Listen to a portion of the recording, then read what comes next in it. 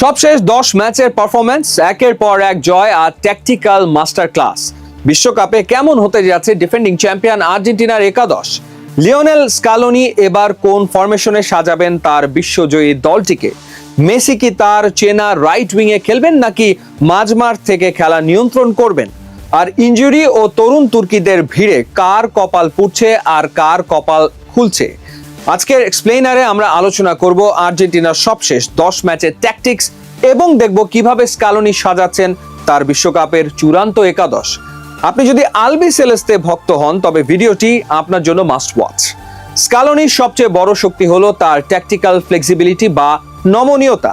সবশেষ 10 ম্যাচে আমরা দেখেছি তিনি মূলত 4-3-3 ফরমেশন দিয়ে খেলা শুরু করলেও ম্যাচের পরিস্থিতি অনুযায়ী তা মুহূর্তের মধ্যে 4-4-2 কিংবা 4-2-3-1 এ রূপ নেয়।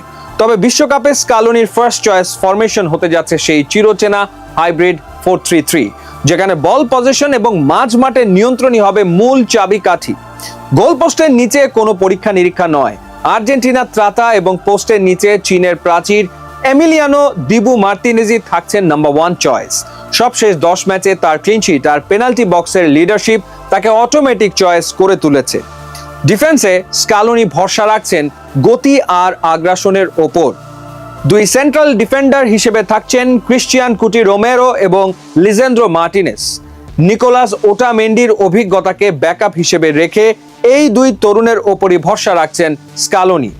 রাইট ব্যাকে নাহুয়েল মোলিনা তার ওভারল্যাপিং গতির কারণে প্রথম পছন্দ। লেফট ব্যাকে নিকোলাস তাগলিয়াফিকো তার ডিফেন্সিভ সলিডিটির জন্য এগিয়ে থাকবেন। আর্জেন্টিনার আসল শক্তি তাদের মিডফিল্ড। সবশেষ 10 ম্যাচে স্কালোনি এই ত্রয়ীর ওপরই সবচেয়ে বেশি আস্থা রেখেছেন। রদ্রিগো দি পল মেসির বডিগার্ড এবং দলের মূল এনার্জি প্রোভাইডার। রাইট মিডফিল্ডে তার ওয়ার্ক রেট দলের জন্য oxygen. Enzo Fernandes deep lying play maker বা হোল্ডিং মিডফিল্ডার হিসেবে এনজো খেলবেন, যিনি নিচ থেকে খেলা বিল্ড আপ করবেন। Alexis Mac Allister box to box midfielder হিসেবে লেফট সেন্ট্রাল পজিশনে খেলবেন ম্যাক অ্যালিস্টার, যিনি ডিফেন্স ও অ্যাটাকের মধ্যে সেতু বন্ধন তৈরি করবেন। সবশেষ ম্যাচগুলোর দিকে তাকালে আর্জেন্টিনার আক্রমণ ভাগকে সবচেয়ে ভয়ঙ্কর দেখায়। লিওনেল মেসি ফ্রি রোল নাকি রাইট উইং? মেসি কাগজে কলমে রাইট উইংয়ে শুরু করলেও আসলে তিনি খেলবেন একটি ফ্রি রোলে। মাঝ মাঠে নেমে এসে বল রিসিভ করা এবং থ্রু পাস বাড়ানোই হবে তার কাজ। Lautaro Martinez number 9। সবশেষ 10 ম্যাচে লাউতারোর গোল স্কোরিং ফর্ম দুর্দান্ত। দলের মেইন স্ট্রাইকার বা নাম্বার 9 পজিশনে তিনিই থাকছেন। হুলিয়ান আলভারেজ থাকবেন সুপার সাব বা ট্যাকটিক্যাল চেঞ্জের জন্য। আনহেল ডি মারিয়ার অবসরের পর লেফট উইংটা এখন সবচেয়ে বড় আলোচনার বিষয়।